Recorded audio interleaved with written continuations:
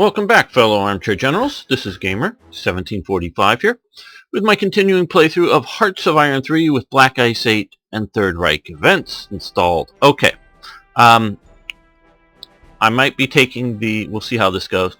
I might be taking the advice of Der Giftmenscher. Guess that's how you pronounce your screen name. Sorry, I butcher some of these names. Putting a button on here that will allow you to jump past this rant. But I think, and I don't know if this is technically a rant, but I think this does have significance and meaning to some of the overall themes of this series and dealing with the mod of Third Reich events. What I'm going to talk about, and it's dealing with modern day politics. And part of my reason for making this is that more than half of my audience is, if you include Britain as part of it, is European. I sometimes think of Britain as European, and sometimes I think of it as not European, but this depends on how I'm categorizing things. And at different times I've consumed European media. Again, whether you consider the BBC European media or not is a different question. And often I don't recognize American politics when they talk about it. They often talk about the far right in America and somehow equating it with like the Le Pen movement in France, when yes, the far right, it is, you know, Donald Trump, or who, not Donald Trump, sorry, no, Ted Cruz, who's sort of representing the far right, mainstream far right. We're not talking about the neo-Nazis or Ku Klux Klan or any wackadoodles like that. I'm talking about the legitimate far right in America. Is basically the opposite of Le Pen, meaning Ted Cruz and crew, that I think a lot of the, you know, even British journalists often mistake.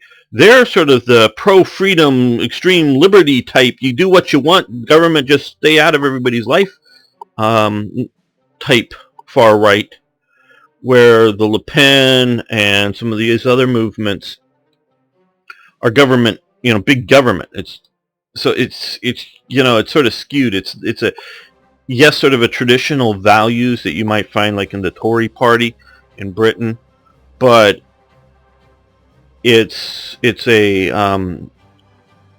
especially on the federal level in America, it's government out of my business kind of movement as well, and that kind of thing. So you often see, I often see this sort of as skewed. And so if you're like anti-Le Pen or anti-whatever like that, that doesn't mean that you should necessarily be anti-American far right. It's a different thing. But back to the point with the relating to the series, and obviously by this time in the war, this doesn't really have relevance. But if we were making, and I not easily can stick it in, but when we're talking about the buildup in the Hitler movement and all, and I'm using that word specifically as opposed to some of the other terms I've used it, this does have relevance. As I'm making this, there's the Chicago riots going on right now. As riots go, they're minor, especially if, as I did, live through the L.A. Rodney King riots. This is nothing minor, who cares, BS stuff compared to that. But we are either entering basically sort of 1968 U.S. situation in which you had like the Weather Underground, Black Panthers, and others doing cop assassination just because they're cops, and we're seeing that in America. Some of that is coming out of an Al-Qaeda or ISIS type inspired attacks, and some of it's coming out of Black Lives Matter attacks. and we're seeing Chicago riots again, that as in 1968. We're at least entering that because it's also was an election year. This is an election year. That's at a minimum that we're entering in with the summer coming up. But we have a phenomenon that I don't see. I was born a year before. You can get a little more information about me before that time, so I don't really remember it. I mean, I look at it through the historical lens and not through the I was there lens. We have the new phenomenon of Donald Trump, and I want to let, if we have any American Democrats watching this series, or I want to let the Europeans know, Donald Trump does not represent the American far right. Donald Trump is a centrist demagogue. Okay, he is running in the Republican Party. There are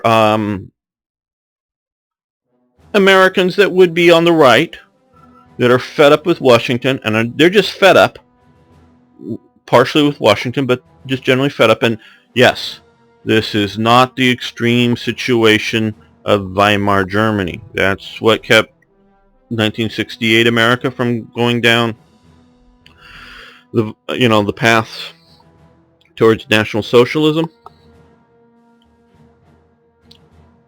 The U.S. is not in the Weimar situation of unemployment, but it is bad for the U.S. currently. It isn't good. So, and this is analysis, and this is coming with historical analysis related to the series and again to the Hitler movement. So, if you're seeing reported in your news about Donald Trump and the right, he is not. He is a centrist. He is getting a lot of his support, and a lot of the primary elections he's winning are in states that allow people from outside the party. They can only vote in one primary, Democrat or Republican. But if they're either registered as an independent or if they are even registered in the other party, they can decide for that one election to switch over and vote in the other party's primary. It varies from state to state, the rules do. He's mostly winning in states that allow that to switch over, and a lot of his support are coming from independents and sort of traditionalist blue-collar Democrats. He either loses or barely wins in states that are sort of a close primary that you have had to have been like for 60 days or 90 days or whatever it is time period, been a registered Republican. He like I say, normally either loses or just barely wins. And when he wins, it's winning in the 30+% thing, in that he got the most votes, not that most of the Republicans like him. So he is a minority candidate within the Republican Party. So he represents the center, and he's a centrist demagogue. And so he is becoming a Trump movement. I am not, and please understand this, he is not Hitler. He is not espousing the racial hatred ideas that Hitler does. He is nowhere doing that. Unfortunately, because of some of his anti-immigration ideas are often people often put the face on him of people from Latin America coming up, which is very real. This has given him a lot of support from, again, going back to those loony racist groups in America have come out to support him, which the Republicans have rejected a lot, and so they've been marginalized, and so they've come out in support of him, where a lot of our immigration problems come from. Again, I'm talking to everybody here, but to a lot of Europeans, that have come in, through the tourist visas or whatever, and stayed too long, and are still here. So we have a lot of that immigration problem, as well as immigration problems of people sneaking across our borders. Trump talks he identifies problems, in society, and I think most, not going to defend every last one of them, but most of the problems he's identified are real problems. He's not making it up. They're real. Whether they're minor problems or major problems, that's a different issue. But most all of the ones that I come to mind as I'm thinking of this are real problems. But he never offers any solutions to the problem other than we're going to winning, we're going to do better deals, we're going to bring jobs back. Never says how we're bringing jobs back. We never cornered on them in debates or interviews. He gives, we'll negotiate better deals, and China's devaluated its money, we're going to stop that. And he really never gets into the how. And either he doesn't know how,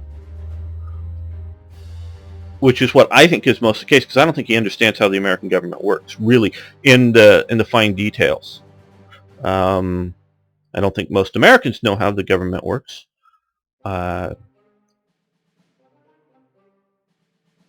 This series does not have a, and I don't normally go into this too much, but does not have a specific modern political party viewpoint, and I'm not trying to push anything like that with this series, but I do have a background in politics. I'm a political science major. I have run unsuccessfully, but was on a few years ago, on the ballot for a congressional candidate, and I got a minor, and I definitely lost votes running for office for the U.S. Congress. I know how the government works better than Trump does. A lot of the things he wants to do, and he complains about Obama just doing presidential orders, the president can't do, just literally cannot do, unless Congress passes a law that allows the president to build a wall, because you can't build a wall without money. So unless Congress votes in the money, you can't build the wall. Unless Congress votes an increase in trade tariffs with China, you can't have increased trade tariffs with China. Literally, the president can't negotiate. The president can send an ambassador, can send the vice president, can go himself, can do whatever he wants to China and negotiate whatever the hell he wants to negotiate, but it is meaningless unless the Senate ratifies the treaty, or as the threat, the House and the Senate together have to vote in up or down a specific trade barrier to China. And I don't think he's going to get a majority of people to do most of what he thinks he can do, because he is a chief executive of a business which runs very different than the United States government. And so either he doesn't understand that his negotiating powers... Now, I know he thinks he's going to negotiate with China, and then he's going to come back with this deal, and he's going to present it to Congress, and Congress is just going to, hey, yeah, this is a great deal, we're voting for it. And he might do that. But he's going to face huge amounts of opposition, because somebody's business, including a U.S. company owned by a Chinese company's business, so there'll be U.S. employees here, U.S. citizens, that will be opposed to it because it'll hurt their business, and they will flood the media with negative ads saying why this is a bad idea. So there's going to be significant pushback. Not that he won't be able to do any of the one little things here or whatever, but it ain't going to be easy like he thinks it's going to be, because the president is, if you're following the U.S. Constitution, is very limited in that way. And so when it doesn't work, it's going to get more anger by those against him and those for him. So the only way he can be successful is to expand the Trump movement. Again, it is superficially, and again, I'm trying to be very cautious in my statements here because I don't want to be called a hater, or because equating things to Hitler is sort of a like when people used to call it Bush Hitler and these other things are very untrue and very hurtful, very wrong, and they're not. So I am not equating Trump to Hitler in his goals, objectives, evilness, another thing, but in his style of mobilizing. And I've studied this. You've seen that I've studied this in Germany in the 30s. And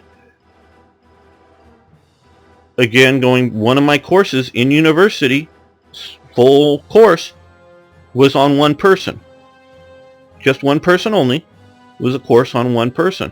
There were, I think it was somewhere 12 to 15 people in the class, small class, at a U.S. university. That one person was Adolf Hitler.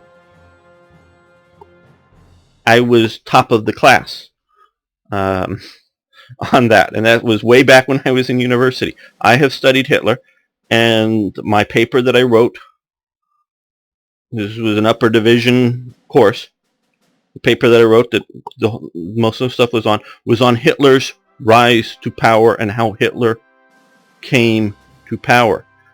I know how it was done. That's what I'm looking at. Not at,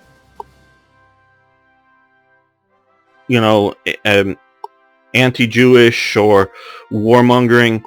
Though, Trump does have warmongering rhetoric because we are at war, at least in a de facto sense, with Islamic fundamentalists.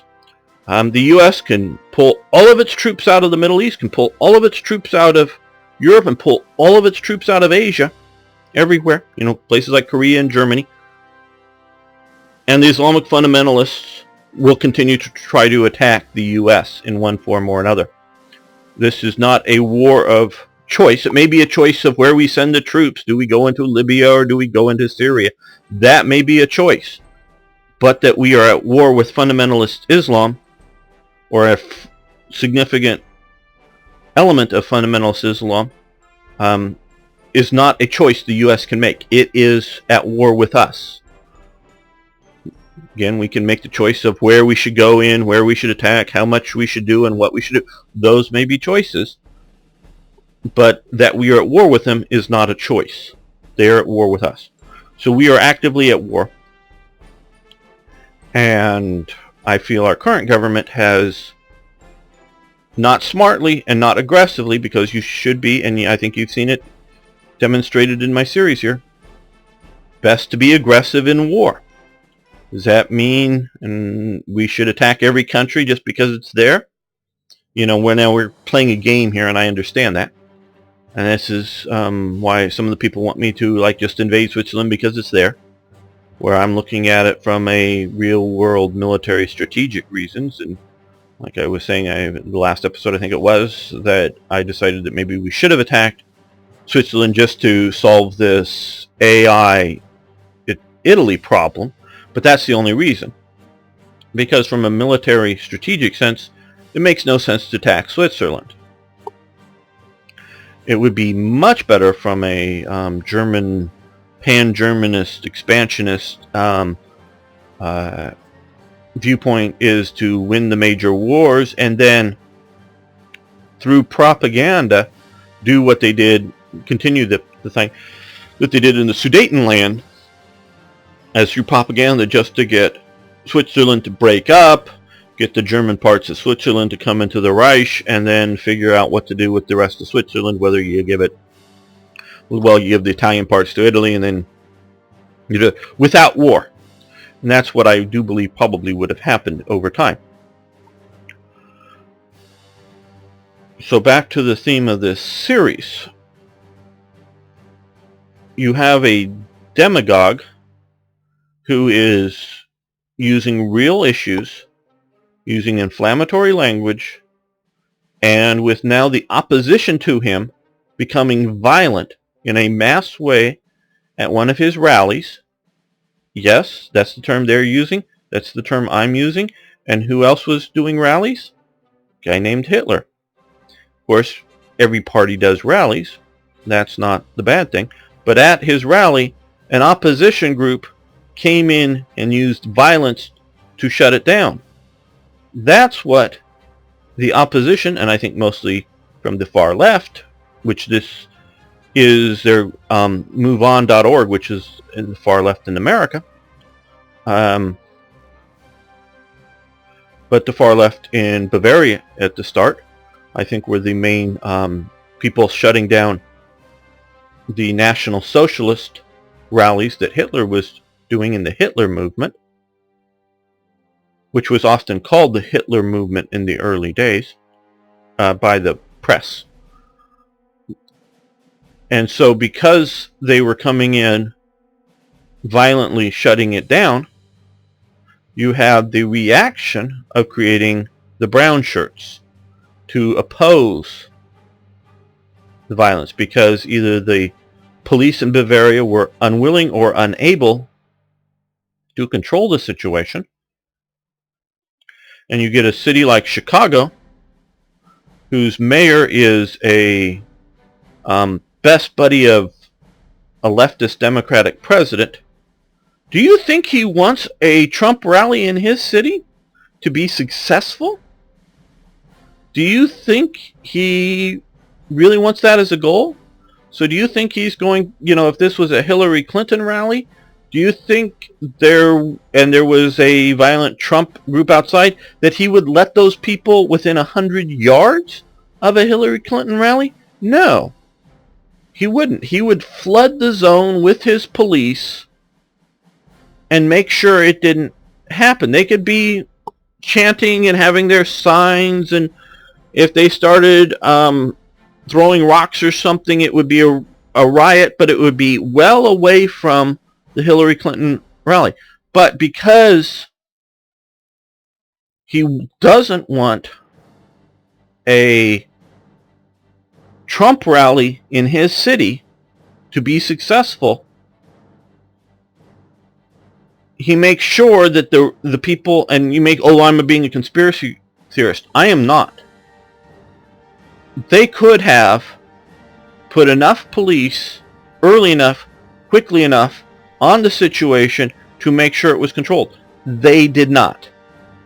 They did not have enough police at the event. Now they can say, we didn't think it was going to get this out of hand. We didn't think this other thing. Okay, that's fine. But they wouldn't have taken the chance if it was Hillary Clinton or Bernie Sanders speaking. He would not have taken the chance. He would have made sure that they had an over police presence. They may have just stood around and talked with each other because there was nothing really to do. If there was no violence, if there was nothing going on there, if there were just 300 people out there holding signs, chanting, cops would just stand around and drink coffee and eat donuts. I mean, that's what happens often when things like, big sporting events and whatever, and there's a possible, reaction, and nothing happens. There's a lot of cops around. They get paid overtime. They eat donuts and they go home. But he made sure that there was a presence, but not enough to make sure that his speech was uninterrupted. So they've now shut down a Donald Trump speech. And on Fox News, they're going on about the shutting down of free speech in America. Trump you may not like what he says, but he has the right to say it. And so do the protesters, they say, is part of the coverage. Clearly as much. But that you shouldn't shut it down. They should protest outside and whatever, but allow the rally to go on. But now that the American radical left, and don't be mistaken, some of the people were talking, there were Republicans protesting too. It was a coalition protest, and that people that don't like Trump. But it was organized, and the people that were out of control and violent, I'm not necessarily saying that they went and hit a cop over the head, or they hit a Trump person to attend the rally over the head. No, they came in and stormed and shouted and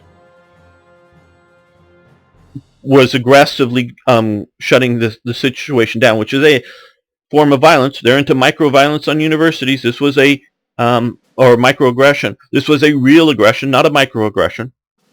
This was a leftist attack on Trump. So now, and I know I'm going to reach 200 people, maybe with this video, and that's sort of pathetic, but it's what I can do, so this is what I'm doing.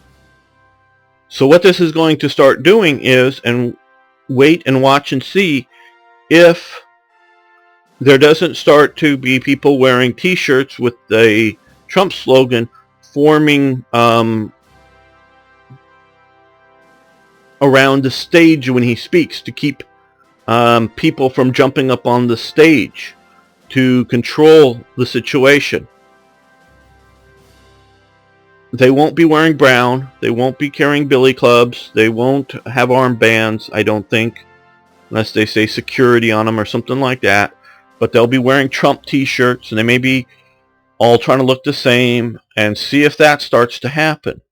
That will be a true danger sign if that starts to happen. So Trump, and there's been reports, and I believe at least the basic of it is, he has read and studied up on Hitler's rise to power. So he knows what he is doing. Don't be fooled by this. Now, a lot of when he gets into talking to the press, it's sort of a free-form stream of conscious, sort of like what I often do here. Obviously, I don't have an interaction immediate with an audience, but, you know, so the immediate issue may not be planned beforehand, but he tries to find inflammatory issues to get coverage, to get people riled up and supporting him. And he knows, and even if he knows the solution that he wants or thinks is what he's going to do, he won't say, because a quarter of the audience, at least, won't like that solution. They want a different solution. So he doesn't give a specific solution so that all of his supporters will think it will be the solution that they want to see happen. So this, you know, it's sort of like, I'll solve the problem. And everybody, thinks it's going to be whatever popped in their mind. It's how they want the problem to be solved. I think some things, like on Cuba, he just if you've seen his performance at a recent debate, he just didn't know anything about the Cuban issues that Florida and the Florida Republicans know well. And the audience just laughed at him, literally. I mean, the audience was laughing at him. And when the two Cuban descent, one from Florida, one from Texas, Cruz and Rubio, came up, they gave cogent, coherent what should be done with Cuba. Now, you can disagree with their points. You can say you can believe what Obama opening up the trade and communication with Cuba is the better solution. You can believe that. That's fine.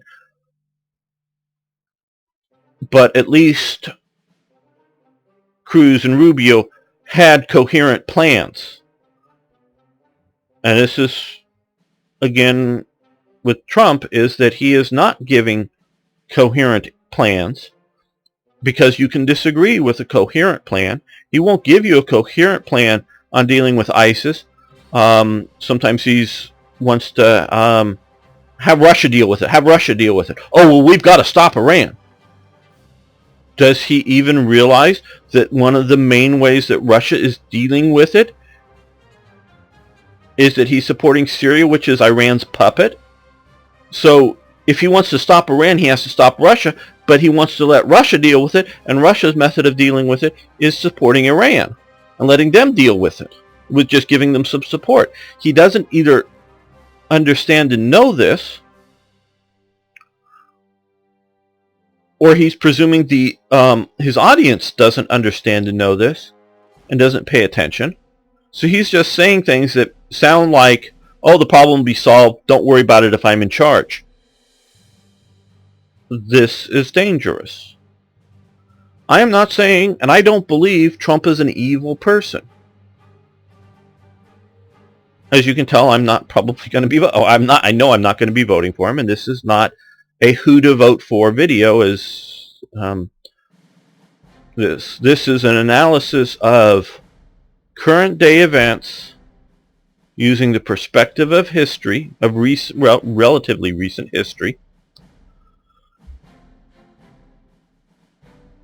and to try to determine likely outcomes based on that. So we see a demagogue. Hitler was a demagogue. Mussolini was a demagogue. Both Mussolini and Hitler, unlike Trump, had coherent political ideologies. Trump does not have a coherent political ideology. Trump is a pragmatist. He's looking for pragmatic solutions. So he rails against Muslims because some Muslims kill Americans in California. Not because he hates Muslims. I don't think he hates Muslims. He talks about some of his deals that he's done in the Middle East. He is not a hater in that sense. It is evil people from a recognizable group have come and killed people for their religious, for Muslim-ish reasons. And it's a popular cause, and he's getting on that bandwagon to gain support. But generally speaking, he is a pragmatist, a deal maker. That makes him different than Mussolini and Hitler. But to maintain his power, an American president, if he doesn't have support, can really do very little, quite honestly.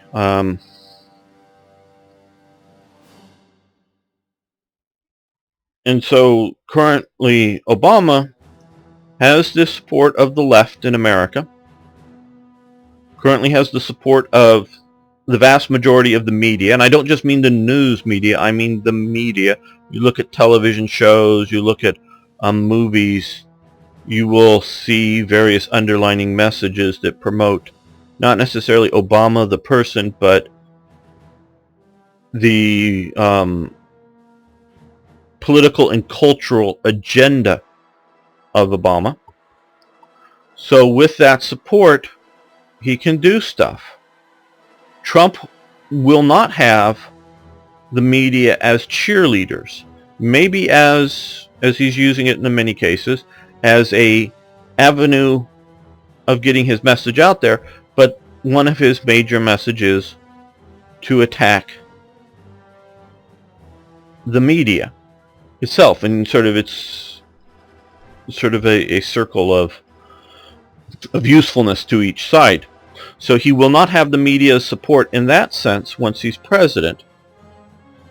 I think they're going to try to radically tear him down once he was, their plan may be a harsh term, but general groupthink of the media, once he becomes the Republican nominee, and he was going to be beaten this way. I think they're now realizing the phenomenon of the demagogue, that if he is the Republican nominee, he probably will win because he'll be an effective demagogue. And I think now the general media is waking up to it and is going to start bringing him down before he becomes the Republican nominee, because I think they may be starting to realize this. I've realized this for a long time. I'm not a political YouTube speaker outer. I'm a game channel maker that does historical analysis.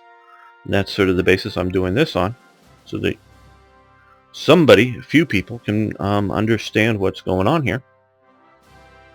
So he will need to keep agitating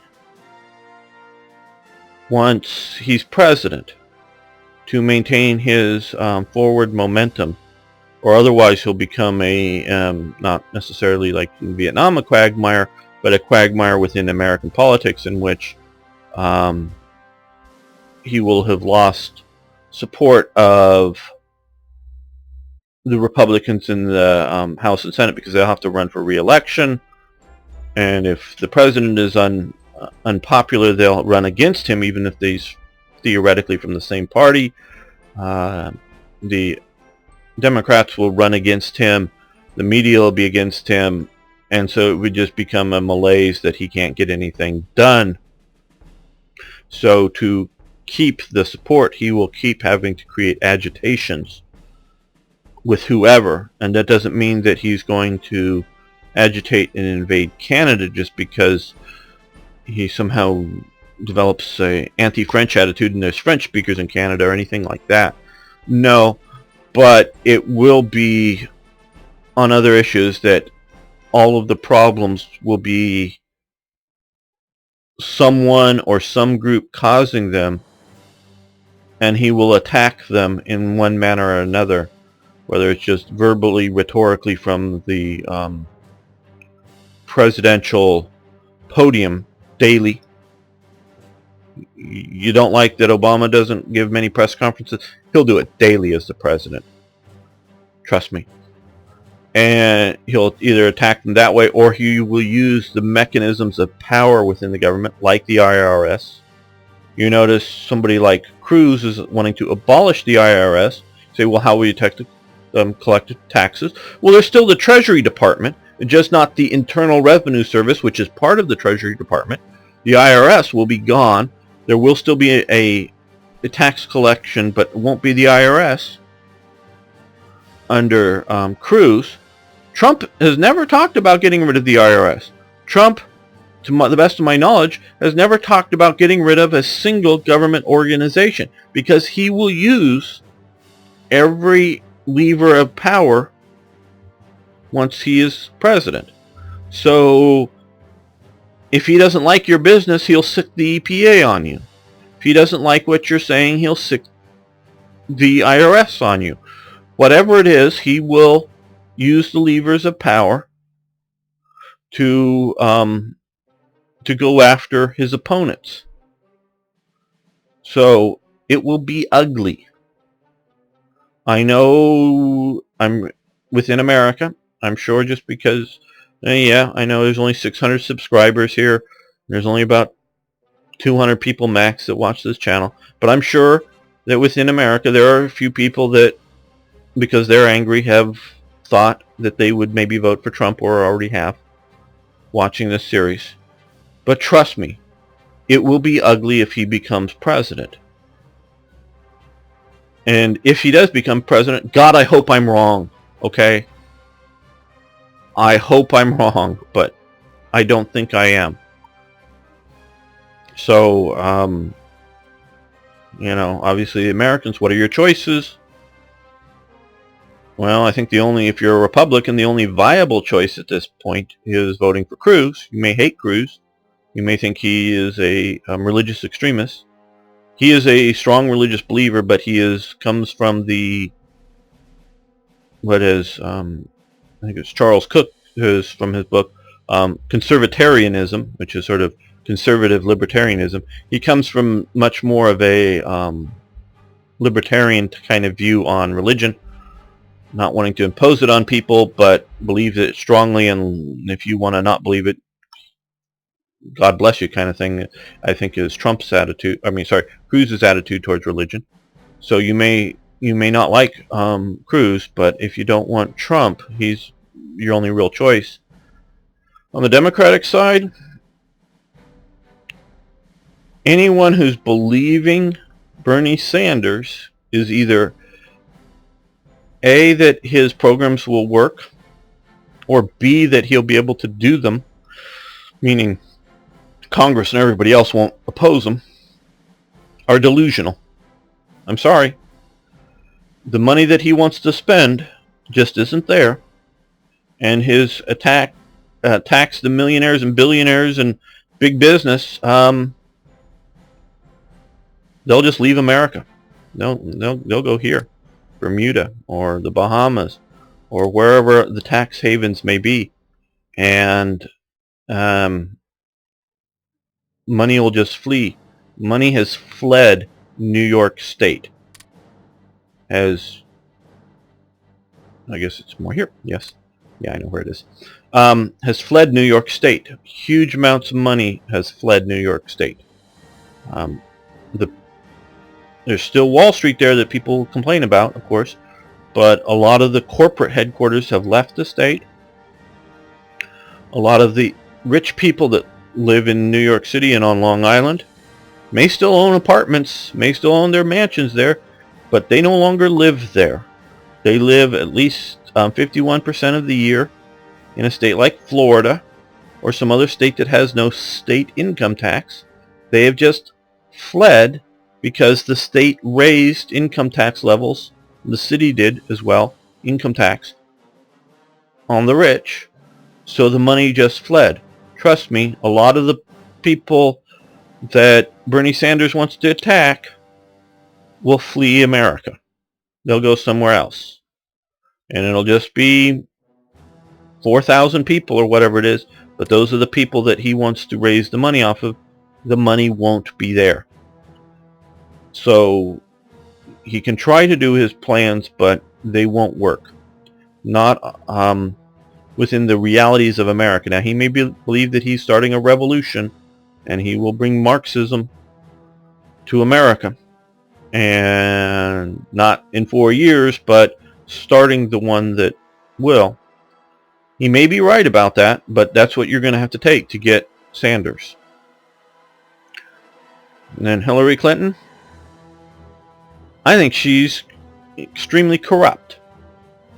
I think it was demonstrated in the, and I know I'm going long, I'm sorry if you really just wanted to see gameplay, but I feel compelled to do this. Hillary Clinton, I think it's clearly been shown that when she was Secretary of State, somebody in the Middle East or some major corporation in the U.S. would invite Bill Clinton to come and speak at their company. They'd pay him $100,000 or whatever it was for the speaking fee. And then a short time later, they'd get a meeting with the Secretary of State, somebody from their company or their country or their whatever. And then they get that meeting. And then if things went well, whether they would have gone well anyways or not, I'm not saying that she made decisions purely based on money. I'm not saying that at all. I have no evidence of that. I have nothing of that. But if the policy was agreeable to the people that had Bill Clinton speak, or that they had donated to the Clinton Foundation, to governments have donated to the Clinton Foundation to help in Africa.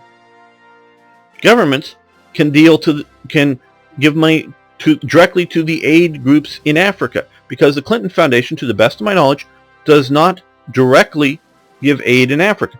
They support other local aid groups. So why would a country give money to the Clinton Foundation to then give money to an aid group? They would just give money to the aid group if that was their goal. We know the governments have given money to the Clinton Foundation. They say it on their own records. This is not an allegation. They have given money to the Clinton Foundation. So if the policy of the United States was something that they liked after meeting with Hillary Clinton, whether she did anything about it or not, I don't know, and I'm not saying that she did. And I don't think it always went the way the people wanted it to, the governments or businesses or whoever wanted it to go. But if it went well for them, then there was a second or additional, shall we say, Bill Clinton speeches and additional money to the Clinton Foundation. I have no evidence of direct corruption, meaning that somebody's we know they're handing over cash, but then that they got their favor. But there's sort of an initial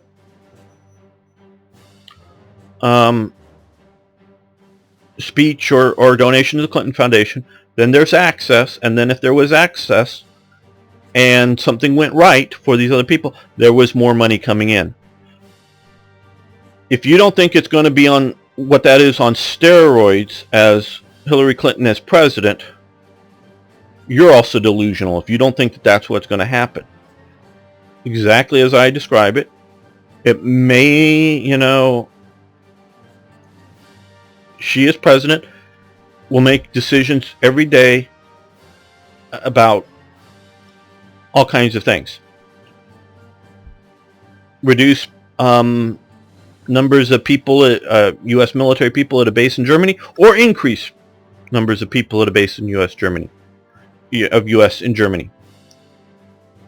Either way, somebody will like that. So either way, somebody will want to pay the Clintons.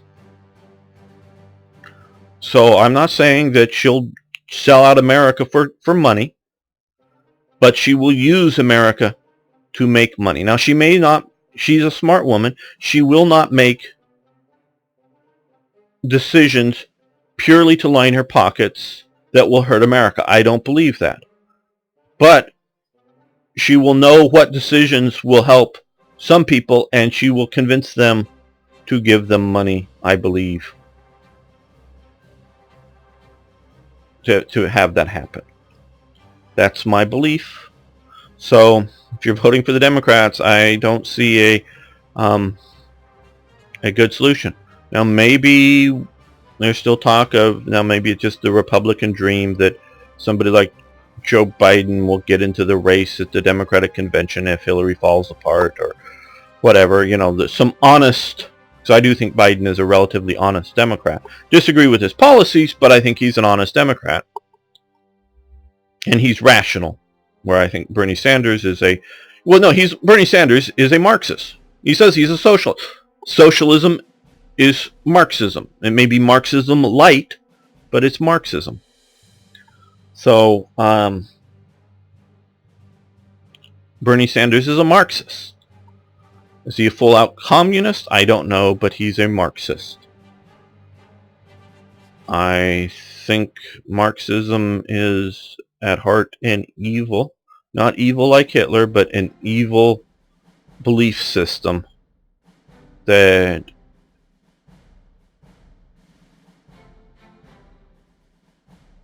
is disguised as utopianism. I think that. So I don't think Bernie Sanders is an evil man. I think he has been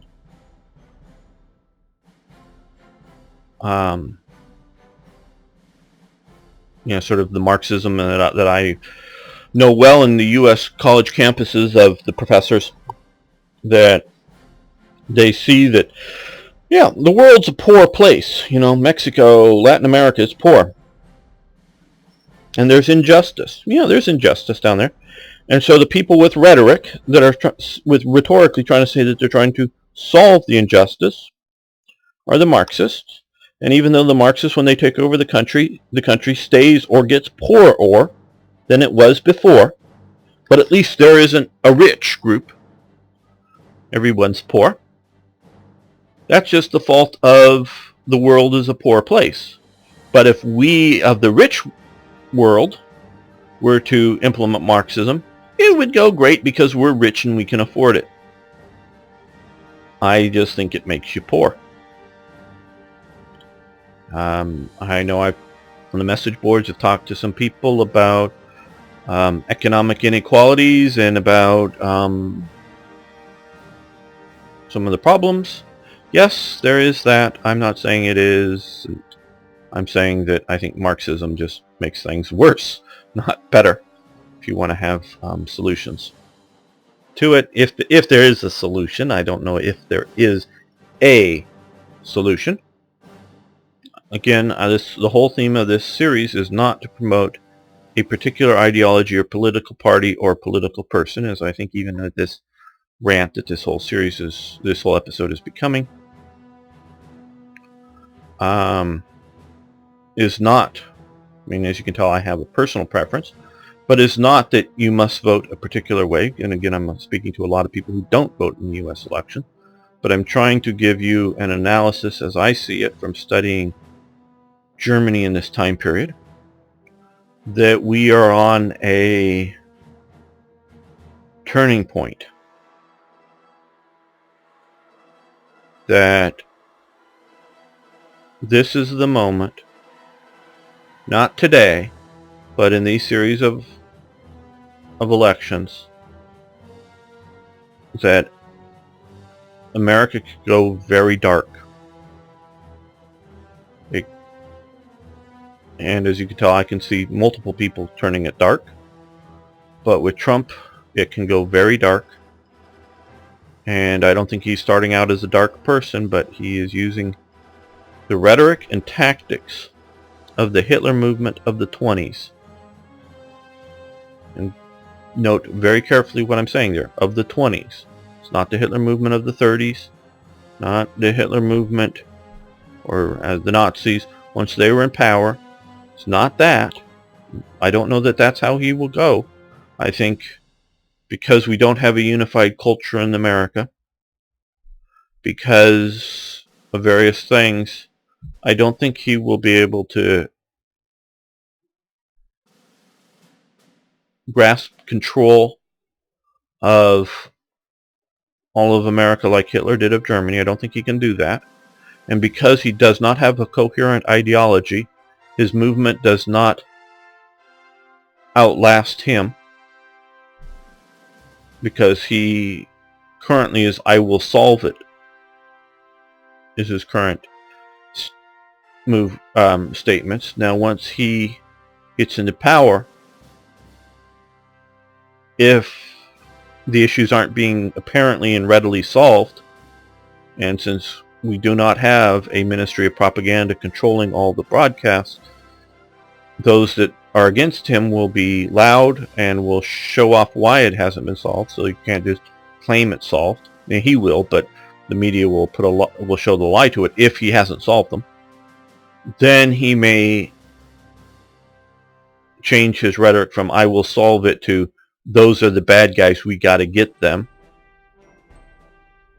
But it is a pragmatic movement. Now, in 4 or 5 years from now, there may be a successor, a younger person that has come along in his shadow, and a supporter of his, that may become his successor because he's an older gentleman. That will keep the movement going on.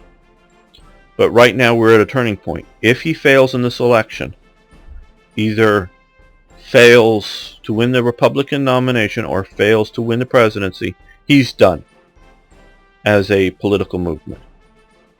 Because his whole point is, I am successful and I will bring success to you.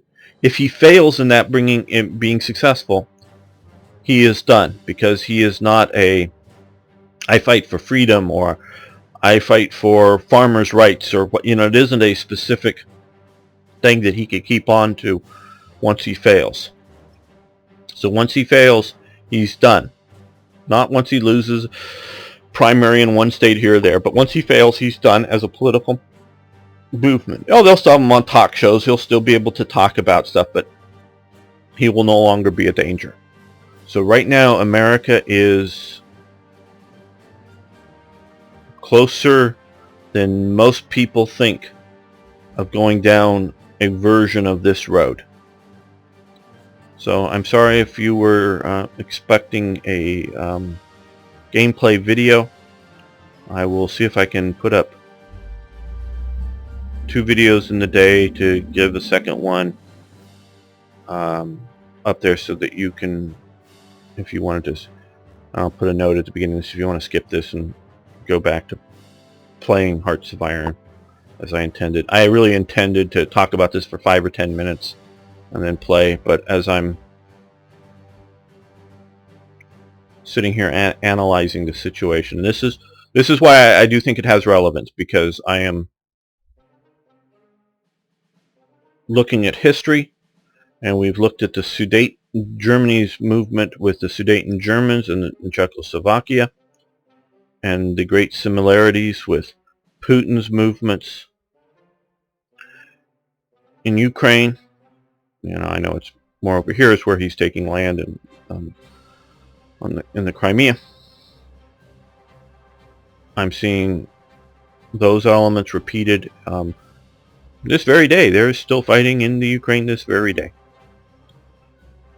And I forget the Dutch airplane that was shot down's exact designation, but if you don't think that that wasn't a Russian, not a separatist, but a Russian missile launched at that airplane. Now, they may have mistaken it for something else. I'm not saying that they intentionally wanted to shoot down a commercial airline, but they were willing to shoot down a commercial airline as a disruption, because that's what's going on there. That's very similar to this.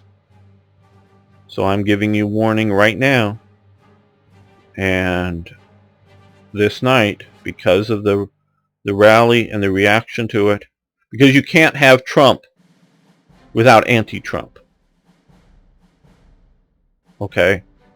If Trump's just going on and saying all this stuff and no one's paying attention to him, no one's pushing back to him, he's a loudmouth, and we've had him on television for a lot of time, and many of them have a coherent ideology.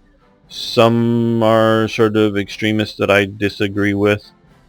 Some are just Republicans that are, I don't listen to, but Rush Limbaugh, I think, is a very good and fine man. Just don't have time to listen to him too much. He's a loudmouth, but he's a coherent, good promoter of conservatism. And a lot of these guys that sort of including Rush, let Trump go on for a while because they sort of thought that he was going to go away shortly, but also that, he's pointing out the problems in society. And so if he just does that, if Trump just points out the problems in society, he's getting 30 to 40% of the Republican primary voters.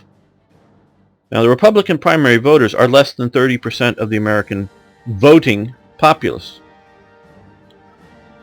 So what's that? About 10% of the American voting populace he has support of? Realize that. Again, whether you're an American or European or Australian or Canadian watching this series or anywhere else,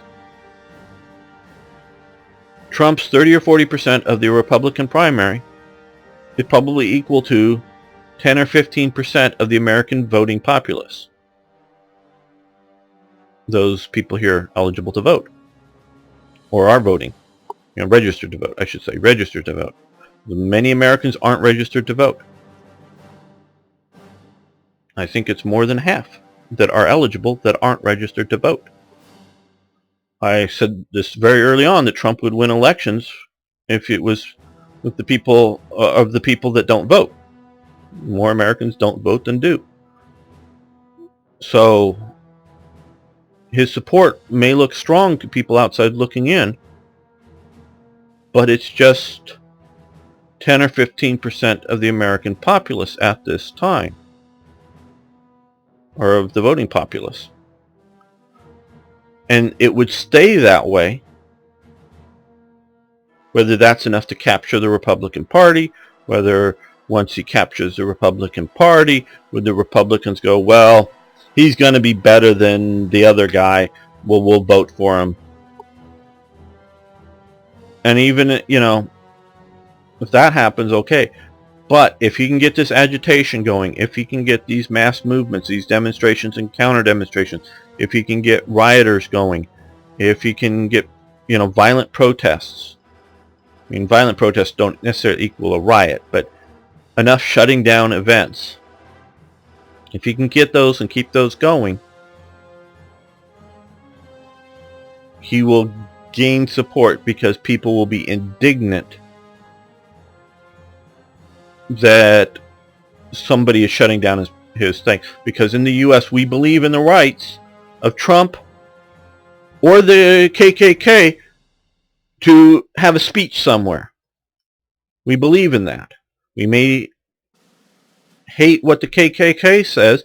We may sort of agree with what Trump says because, hey, things aren't right. Again, you see, if you're just pointing out what things aren't right in America, Trump is doing that reasonably accurately and with inflammatory language, yes, but he's pointing those out. That doesn't mean that he is the solution or his solutions are good solutions to the problems. It just means he's identifying problems in America. And so Americans respect, most Americans respect his right to do that. When you start shutting that down, that will polarize the situation, and people will find themselves on one side or the other, and it will be which choice is least bad. And that. Okay, sorry for this rant, in that I do not intend this channel to become Gamer's political rants, or you've got to listen to me, or whatever. That's not the point of this. The point of this is to do historical gaming, often wargaming, but historical gaming with historical commentary and analysis based on the games that we play. That's the point of this channel, not this, but when we have such real parallels to the modern day, I just felt compelled to make this episode. So, next episode, back to conquering the world. Thanks so much for watching if you put up with this. Please post your comments, questions. I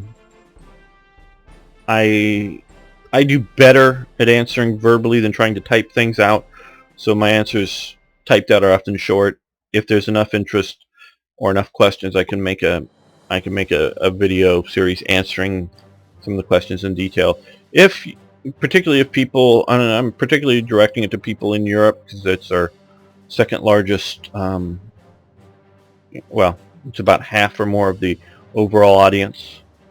I do get a fair amount of viewers in Australia, South Africa, Canada. Obviously the US is the largest audience, almost 30% of the audience. But the US does not top out more than 30% of the audience for this channel. If you outside of the US have questions, I would be happy to answer them, and I may make a short video. And again, I will be labeling, unlike this won't just be episode whatever, it'll be episode number Gamers Rant, so that, or other ones, so that people will know if they just find that they can skip over it, if that's not what they want to hear.